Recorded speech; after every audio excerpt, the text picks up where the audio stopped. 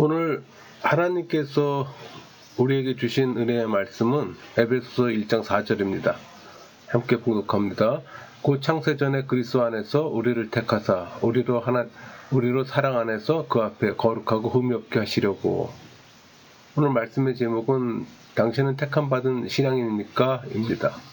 선포되는 말씀을 통해 하나님의 은혜를 경험하는 시간이 되기를 소망합니다. 여러분은 하나님으로부터 택함받은 신앙입니까? 그 확신을 가져야 합니다. 성령이 주신 확신을 말하는 거예요. 여러분, 하나님의 예정에는 선택과 유기라는 서로 상반되는 요소가 있어요. 그 선택은 죄인의 구원을 위한 하나님의 영원한 계획이고, 유기는 죄인의 형벌을 위한 하나님의 준비예요. 우리 웨스민스터 신앙고백서 3장 3절을 보면 하나님의 작정에 의하여 어떤 자들은 영생을 얻도록 예정되었고 어떤 자들은 영원한 멸망을 받게 예정되었다. 이렇게 가르칩니다. 구약 성경을 보면 하나님께서 여러 민족 가운데 특별히 이스라엘을 선택해 특권을 주시고 또 특별한 봉사를 맡게 하셨어요. 그러니까 이스라엘 민족의 선택은 민족적 선택의 대표적인 신뢰가 됩니다. 그러니까 하나님은 주권적으로 이스라엘을 택해 율법을 주시고 또 열방을 구원하기 위한 통로로 특별한 임무를 맡기셨어요. 그 아모스 3장 2절 내가 땅의 모든 족속 가운데 너희만을 알았나니 그러므로 내가 너희 모든 지역을 너희에게 보응하리라 하셨나니. 그러니까 이스라엘은 하나님의 특별한 소유로서 제사장의 나라 여호와의 백성으로 여겨진 겁니다. 그러니까 하나님은 이스라엘을 특별히 여겼지만 이스라엘은 계명을 떠나 범죄했기 때문에 또 징계가 주어졌다는 겁니다. 그러니까 징계를 통해 이스라엘이 돌아오기를 기대하므로 이 징계는 택함받은 이스라엘에게는 사랑의 또 표현이에요. 왜 하나님은 이스라엘 민족을 구속사의 주역으로 선택했을까 궁금하지 않으세요? 그것은 오직 하나님의 깊으신 뜻과 무조건적인 사랑 때문입니다. 우리 신명기 10장 15절 잘 표현되어 있잖아요. 여호와께서 오직 내 조상들을 기뻐하시고 그들을 사랑하사 그들의 후손인 너희를 만민 중에 택하셨음이 오늘과 같으니라. 그래서 기뻐하시고는 아주 밀접한 관계에서 비롯된 사랑과 연모의 정을 가리켜요. 만민 중에서 택하셨음은 이스라엘이 선민으로 택정된 것이 그들의 공로나 외로움에 의한 것이 아니라 오직 하나님의 깊으신 뜻과 무조건적 사랑에 의한 겁니다. 따라서 이스라엘은 자신의 의로움을 내세울 수가 없어요. 다만 하나님 은혜에 감사하며 그분의 말씀에 순종해야 합니다. 이 점에서는 오늘날 하나님의 예정하심과 예수님의 대속사역에 의해 구원받은 신앙인 역시 마찬가지예요. 그러니까 이스라엘은 하나님의 선택을 이용하거나 하나님 앞에서 교만해서는 안 되는 겁니다. 그러나 이스라엘 민족은 이용하고 교만했잖아요. 그게 구약시대 인간들의 한계예요. 그러니까 오직 하나님의 영광을 드러내고 그들에게 맡겨진 이 구속사적 사명을 성실히 수행해야만 합니다. 이 교리는 신앙인 각 개인의 선택에도 동일하게 적용되는 거예요.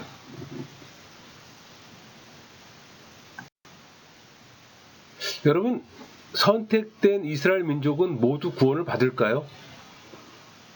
그러니까 민족적 선택 안에 있는 사람들 가운데도 선택을 받은 자도 있고 또 그렇지 않은 자도 있어요. 그래서 사도 바울은 로마서 2장 28절 29절 증거합니다. 무릇 표면적 유대인이 아니요 표면적 육신의 할례가 아니니라.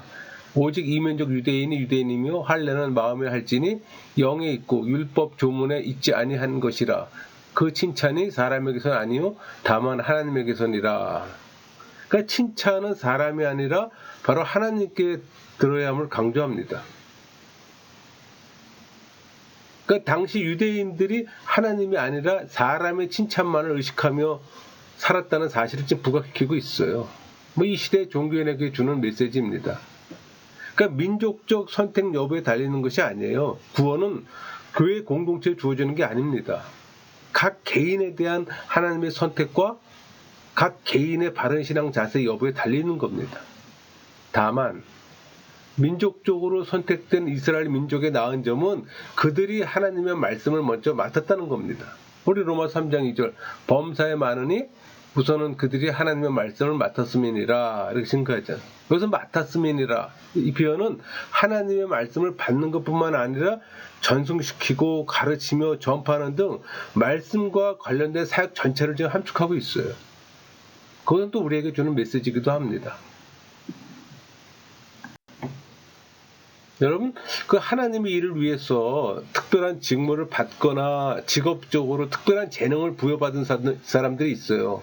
뭐 예를 들면 왕이나 제사장, 뭐 선지자, 혹은 사도로, 혹은 교사 등으로 선택받는 걸 말하는 겁니다. 그러니까 집단적으로는 레위 지파는 제사 직무를 맡았잖아요. 우리 신명기 18장 5절. 이는 내 하나님 여호와께서 내 모든 지파 중에서 그를 택하여 내시고 그의 자손에게 항상 여호와 이름으로 서서 섬기게 하셨음이니라.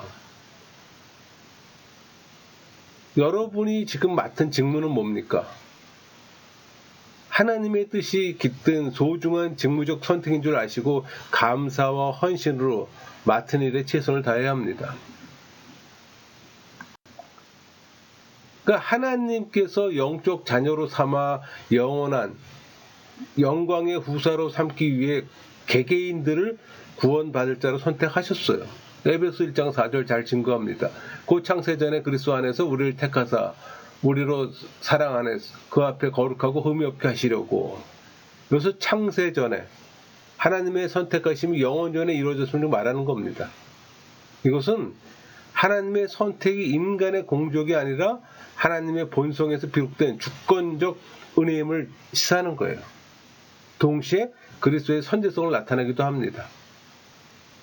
또 우리로 사랑 안에서 그 앞에 거룩하고 흠이 없게 하시려고 이 표현은 하나님이 그리스도인들을 선택하신 목적을 나타내는 거예요. 거룩하고는 하나님께서 당신의 순결성을 나타내기 위해 그리스도인들을 구별해 도덕적인 결점이나 죄를 없게 하고 또 성령의 열매를 소유하게 하심을 말하는 거예요. 흠이 없게는 결함이나 오점이 없는 깨끗한 상태를 말합니다. 이런 두 가지 용어는 구약의 희생 제물과 관계 있는 것으로 결점이 없는 윤리적 순결성을 의미하는 거예요. 그러니까 이런 윤리적 순결성은 하나님께서 그리스도 안에서 구속사역을 통해 보여주신 사랑 안에서 나타나요. 그러니까 선택은 하나님의 공로에 의존하지 않고 오직 하나님의 주권적인 뜻에 의한 어떤 선택입니다. 다시 정의하면 구원적 선택이란 하나님께서 자기의 주권적인 깊으신 뜻에 의해 예견된 죄인들 중 얼마를 선택해 그들로 그 구원의 은혜를 받아 누리는 자가 되게 하는 어떤 하나님의 영원하고도 은혜로운 행위예요. 그래서 우리가 통상 선택을 말할 때는 바로 이 같은 의미의 구원적 선택을 말하기도 합니다.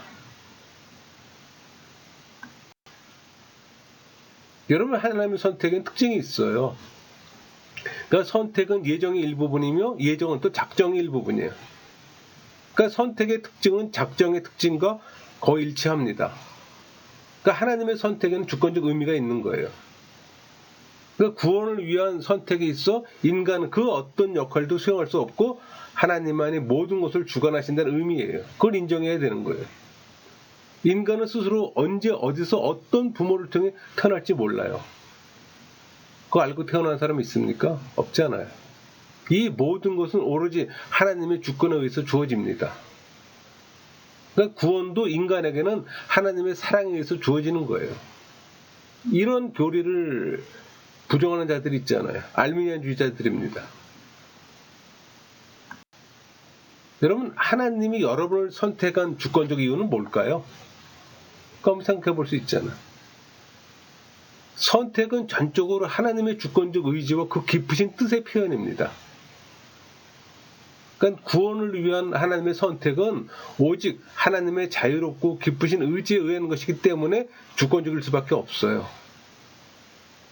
그런 의미에서 인간에 있어서 그 구원은 전적으로 하나님의 은혜예요. 여기에 인간의 행위를 강조해서는 안 됩니다. 그래서 죄인 행동은 범죄일 수밖에 없어요. 성도는 그저 감사함으로 받아들이며 이런 은혜를 베풀어 주신 하나님께 찬양해야 합니다. 여러분은 찬양의 삶을 살고 있습니까? 혹시 선행으로 구원받으려고 노력하고 있지는 않은지. 여러분, 인간 구원이 하나님의 주권적 선택에 의한 것이 아니라 인간의 노력으로 이루어진다면 어떤 결과가 생길까요? 그런 그리스도의 대속적 죽음이 아무런 효과를 가질 수가 없어요. 인간적 노력의 기회가 주어지지 않는 아이들이나 정상적 활동이 어려운 정신적 불구자들은 구원에서 소외받게 되는 겁니다. 그럼 하나님은 더 이상 절대자가 될 수가 없잖아요. 이런 이유로 인해 구원은 인간의 노력이 배제된 하나님의 주권적 선택에 의한 것이야 되는 거예요. 이것은 뭐 정통 개혁주의가 알미안주의나 로마 카톨릭과 대척점에 서는 이유기도 합니다.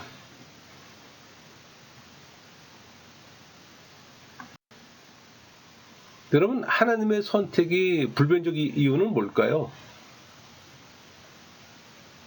하나님은 지식과 능력과 신실함에 있어서 전혀 결함이 없기 때문입니다.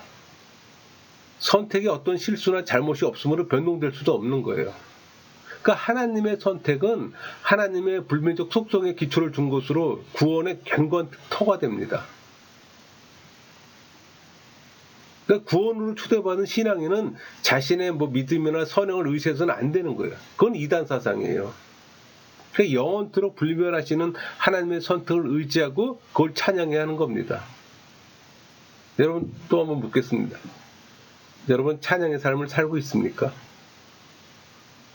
그러니까 우리의 최종 구원에 대한 확실한 보증은 오로지 하나님의 불변적인 선택이기 때문이에요.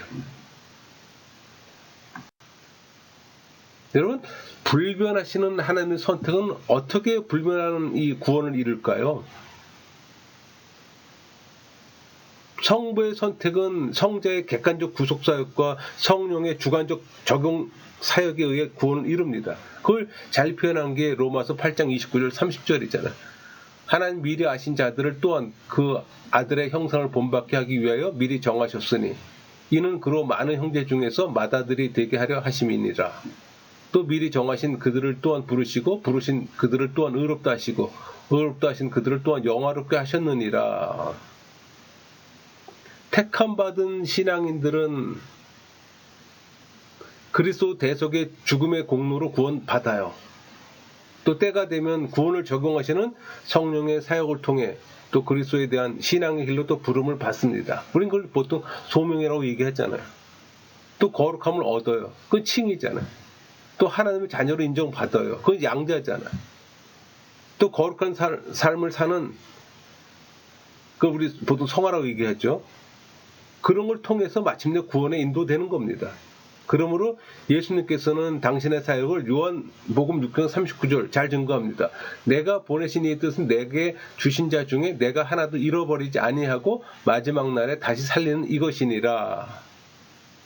하나님께서 예수님을 이 땅에 보내신 목적이 이처럼 택하신 자들의 완전한 구원임을 잘 알게 합니다.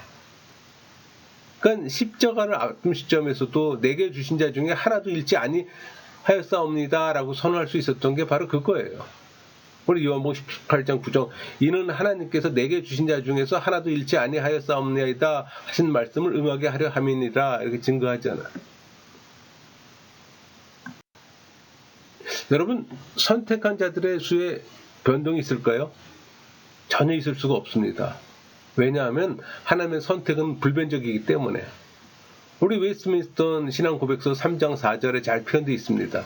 하나님의 선택은 정확하고 불변하기 때문에 그 수는 전혀 확정적이며 결정적이어서 조금도 가감할 수 없다 이렇게 표현하잖아요. 그러니까 하나님은 인간의 구원을 위한 선택이 있어 처음부터 완전 무결하기 때문에 가감이나 첨삭이 절대 있을 수가 없어요. 그러니까 성경은 선택을 인치심에 또 비유했고 그런 맥락에서 주께서 자기 백성을 아신다고 말하고 있는 겁니다. 그게 디모데후서 2장 19절 말씀 있잖아요. 그러나 하나님의 견고한 터는 섰으니 인침이 있어 일렀을 때 주께서 자기 백성을 아신다 하며, 하나님은 자기 백성과 교제를 나누며 인도하시는 분이기 때문에 자기 백성에 대해 모든 걸 알고 계세요. 그러기에 하나님의 소유된 백성은 이단 사상의 유혹에도 불구하고 굳게 설 수가 있는 겁니다.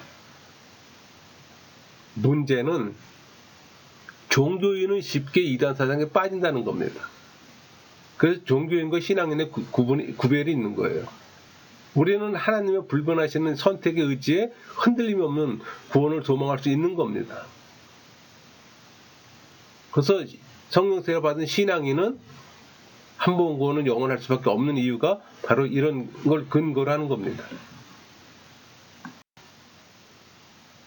여러분, 하나님의 선택이 영원적이라고 하면 무슨 뜻일까요? 그러니까 하나님의 선택은 시간 안에서 이루어지는 것이 아니라는 뜻입니다. 본질상 시간에 창조하신 하나님은 시간을 초월하세요. 제가 자주 얘기하는 거지만 우리는 과거, 현재, 미래, 현재에서만 볼 수 있고 느낄 수가 있잖아요. 그러나 하나님의 관점에서는 영원 전이나 영원 후나 창조나 재림 때나 그 동시에 보고 있는 거예요. 그게 하나님의 시간과 우리의 시간의 차이예요. 그런 구분이 있어야 되는 겁니다. 그래서 기도할 때 바로 이런 개념이 있어야 되는 거예요. 근데 우리는 항상 현재만을 생각하잖아. 하나님은 현재나 미래나 영원 전이나 영원 후가 다 똑같은 시간대인데, 그러니까 하나님의 계획과 의지 역시 시간의 제한을 받지 않고 영원성을 지니는 겁니다. 그래서 성경은 창세전에, 우리 에베소 1장 4절 곧 창세전에 그리스도 안에서 우리를 택하사 이런 표현을 쓰는 거예요. 그리고 디모데후서 1장 9절 오직 자기의 뜻과 영원 전부터 그리스도 예수 안에서 우리에게 주신 은혜대로 하심이라, 그리고 영원 전부터라는 표현을 쓰는 거예요. 그러니까 하나님께서 우리를 택하셨다고 증거하고 있는 겁니다. 이때 여러분, 하나님의 선택이 무조건적이라는 것은 무슨 뜻일까요? 말 그대로 선택하심에 있어서 아무 조건이 없다는 뜻입니다. 선택은 오직 하나님의 주권적인 기쁘신 뜻을 쫓아 이루어진 만큼 선택받은 자의 입장에서는 무조건적일 수밖에 없어요. 그 로마서 9장 11절 그 자식들이 아직 나지도 아니하고 무슨 선이나 악을 행하지 아니한 때에 택하심을 따라 되는 하나님의 뜻이 행위로 말미암지 않고 오직 부르시는 이로 말미암아 서게 하려 하사, 이렇게 증거하잖아. 그러니까 선택과 유기는 하나님의 약속과 긍휼에 근거해요. 그러니까 하나님의 기쁘신 뜻에 따라 어떤 자들은 간과하며 또 어떤 이들은 선택하는 겁니다. 그러니까 하나님의 선택과 유기는 하나님의 주권적인 섭리의 절대적 권위를 더욱 선명하게 강조하는 겁니다. 제가 이렇게 말씀을 드릴 때 이걸 거부하는 사람들이 있어요. 그런 분들은 거의 알민주의자들의 영향을 받았다고 생각하면 될 겁니다. 여러분, 하나님의 선택은 왜 무조건적이야 할까요? 하나님의 선택에는 예견된 어떤 인간의 공로나 행위 등이 조건이 되질 않아요. 또 될 수 없는 것은 모든 인간은 전적으로 타락한 존재들이기 때문에, 따라서 인간에게는 하나님 앞에서 내세울 어떤 선이나 공로가 있을 수가 없습니다. 그러므로 인간의 구원을 위해서는 하나님의 선택이 인생들의 조건에 결코 의지할 수 없는 겁니다. 그러니까 성경은 이런 선택의 무조건성을 분명히 증거합니다. 우리 에베소 1장 11절 잘 증거하잖아요. 모든 일을 그의 뜻의 결정대로 일하신 이의 계획을 따라 우리가 예정을 입어 그 안에서 기업이 되었으니. 그러니까 우리가 단순히 하나님께 어떤 상급을 받는 것보다 훨씬 더 많은 의미가 내포되어 있어요. 그것은 하나님의 소유가 되었음을 의미하는 겁니다.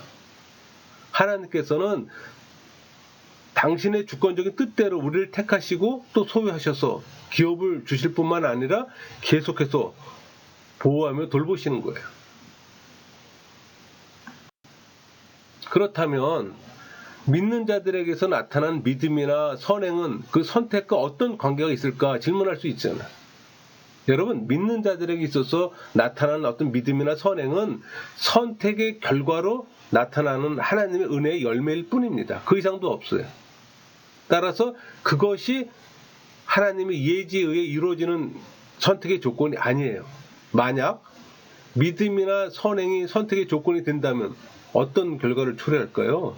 만약 그렇게 된다면 선택의 최종 원인이 인간의 공로에 있는 셈이 되기 때문에 인간은 선택을 받아 구원의 이름에 있어 자신의 공로를 떳떳하게 아마 자랑할 수 있을 겁니다. 그러니까 알미니안주의자들이 주장하는 대척점에 서 있는 거예요. 그걸 그렇게 주장하는 게 알미니안주의자들이잖아. 인간의 선행이나 자신의 공로를 구원에 덧붙이잖아. 성경은 말하기를 구원은 하나님의 전적인 선물로서 누구든지 그것을 자랑할 수가 없다고 했습니다. 그 에베소 1장 8절 말씀이잖아요. 이는 그가 모든 지혜와 총명을 우리에게 넘치게 하사 그 뜻의 비밀을 우리에게 알리신 것이요 그의 기뻐하심을 따라 그리스도 안에서 때가 찬 경륜을 위하여 예정하신 것이니, 여기서 때가 찬 경륜을 위해 예정한 것은 하나님께서 그리스도 안에서 실행하고자 한 구속 계획을 가리키는 겁니다. 그러니까 타락으로 제 아래에 있는 인간은 아무도 본질상 구원의 선을 이루지 못해요. 그래서 인간에게는 하나님에 의해 구원 선택의 조건이 될 만한 선이 전혀 있을 수 없다는 겁니다. 그러니까 이런 상태에서 하나님은 당신의 기쁘신 뜻을 쫓아 무조건적으로 구원 얻을 인생들을 선택하시는 거예요. 그러니까 우리는 이 사실을 깨닫고 자신의 신앙과 공로를 자랑하는 어리석음을 범하지 말아야 합니다.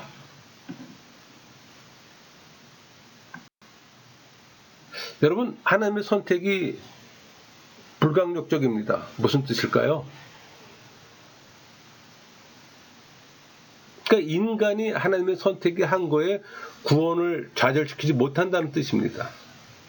다시 말하면 선택은 하나님의 구원 계획이므로 절대 실패하지 않는다는 뜻이에요. 그러니까 인간의 계획은 종종 실패로 끝날 수 있잖아요. 그러나 전지전능하신 하나님의 계획은 절대로 실패할 수 없습니다. 우리 빌립보서 1장 6절 너희 안에서 착한 일을 시작하신 이가 그리스도 예수의 날까지 이루실 줄을 우리가 확신하노라. 여기서 착한 일이란 하나님께서 빌립보 교인들에게 베풀어 주신 구속 사역의 은혜를 말하는 거예요. 그러니까 구원의 사역을 시작할 뿐만 아니라 끝까지 이루시는 분입니다. 물론 자유의지를 가진 인간은 하나님의 선택에 어느 정도 항거할 수가 있어요. 그러나 그런 인간의 항거는 찻장 속의 파문에 불과할 뿐 결코 하나님의 선택을 실패로 돌아가게 할 수는 없습니다. 그러니까 이처럼 하나님의 선택은 반드시 구원을 이룬다는 의미에서 불강력적이에요. 그럼 질문할 수 있어요. 그렇다면 하나님의 선택은 인간의 자유의지를 무시하는 겁니까? 이렇게 질문할 수 있잖아요. 여러분, 하나님의 선택은 인간의 자유의지와 모순되거나 또 그것을 억제하는 식으로 전개되지 않아요. 비록 인간의 자유의지로 하나님의 선택에 어느 정도 항거할지라도 하나님은 더욱 능하신 능력의 손길로 택한 자의 심령에 감동 감화를 주세요. 그래서 그로 하여금 자연스럽게 하나님의 구원 은혜를 수용하게 하시는 겁니다. 우리 웨스트민스터 신앙고백서 10장 1절 잘 표현되어 있습니다. 하나님은 전능하신 힘으로 택한 자들의 뜻을 새롭게 하사 실제로 예수 그리스도께 나아오도록 하신다. 이때 그들은 그 은혜를 힘입어 가장 자유롭게 나아온다. 이렇게 표현하고 있습니다.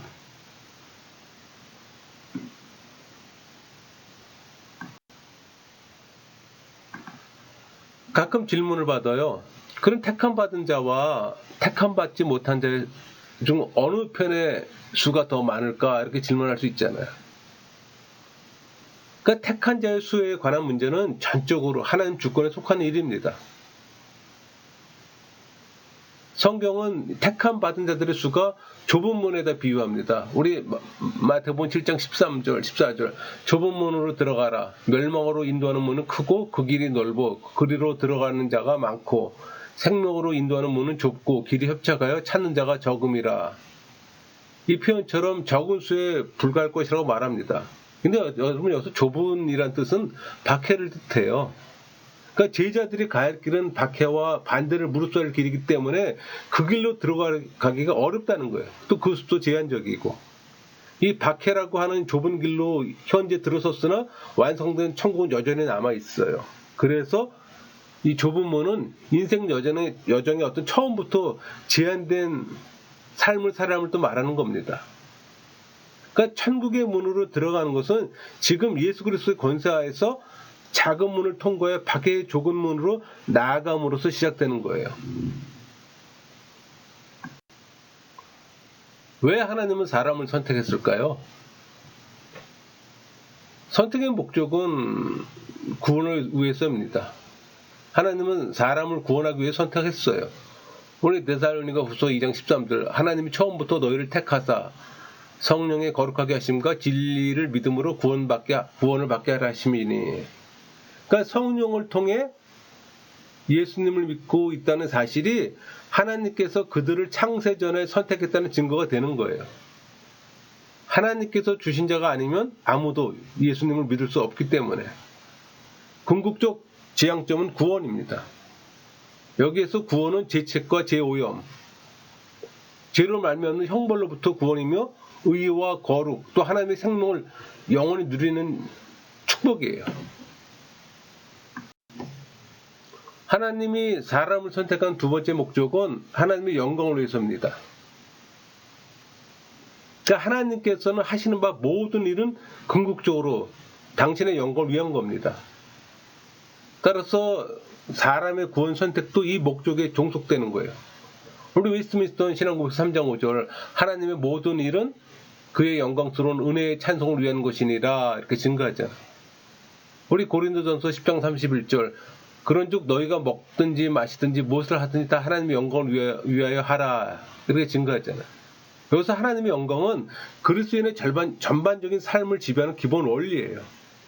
그 말은 그리스도인들의 모든 행동은 그것이 먹는 것이든 마시는 것이든 결국은 하나님의 영광을 위해서 행동해야 한다는 겁니다. 그러니까 그리스도인이 말과 봉사의 영역에서 하나님의 말씀을 하는 것처럼 그리고 하나님이 공급하신 힘으로 하는 것처럼 해야 하는 이유이기도 해요.